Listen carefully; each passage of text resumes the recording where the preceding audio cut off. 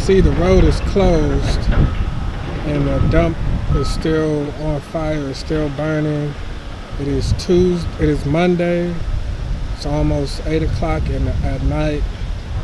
This has been going on since Friday morning, Friday night, Saturday morning. They're still putting the fire out in the same position.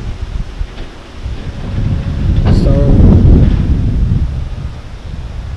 they kind of cut off access right here, so I'm going to get ready to go. Yeah, so we're 8 days from election day, and what happened last night is on a larger scale what happened the night before.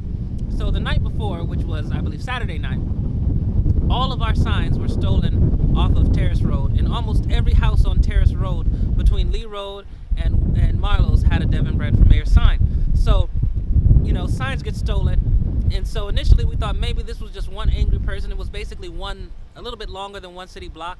So we put the signs all back last night on Terrace.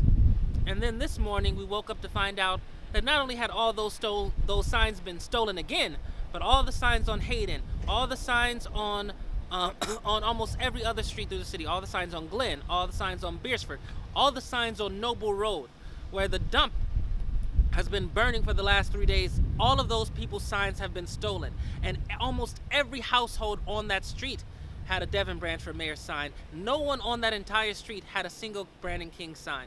So what am I to think concerning who was responsible? There are only two people in the race. But maybe they took your signs and Brandon King's signs. There were no Brandon King signs taken. In fact, on many of the lawns where there were several different signs, my signs, the school board candidate signs, my signs were stolen and the other signs remained.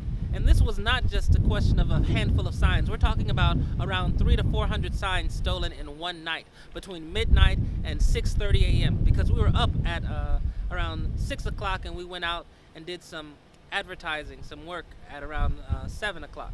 So what's the estimated cost of those signs? The estimated cost of those signs were close to around $800.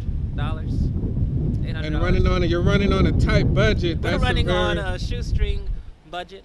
So these are not readily replaceable for us, but this is just another example of the criminality that's prevalent in the politics of East Cleveland, and this is another reason why on November 7th, the people of East Cleveland should dump Brandon King and vote Devin Branch for mayor. But right before we go, speaking of the dump is still burning, yet it's 40 degrees out here, and the dump is still burning. The dump is still burning because the dump is inherently unstable, and this dump should never been approved for a residential community, never.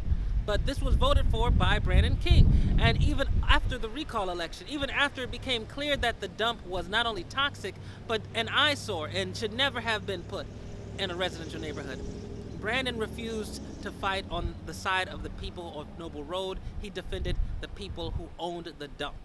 And what can you do about the signs being stolen? Is there any action or legal action? Well, we are going to contact the Board of Elections. We are going to file an official complaint. This is something that we should have expected given the nature of the people we are dealing with. It is unfortunate that this is what we have to deal with in a 95% black community, that we can't just have a fair and open democratic process, especially when the administration has every other advantage. They have the advantage of being the incumbents, they have the advantages of more money, they have the advantages also of control of the police and the television. He completely controls the television. Which is now just it's being used as a propaganda machine. He's campaigning through the television, which really is also a violation. Like the Nazis.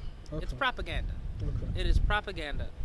Okay. But in spite of that, I am still confident that we have a very good chance of winning. We will win, and we're calling on all the people who lost their signs to speak up, and most importantly, go out and vote and get your people to go out and vote. We will not be intimidated no matter what. We have dealt with these sort of gangster tactics before. We'll deal with them now. And on November 7th, the people will decide who's going to be their next mayor. And the resistance will continue after November 7th, no matter what the outcome, because this sort of criminality will not go unchallenged.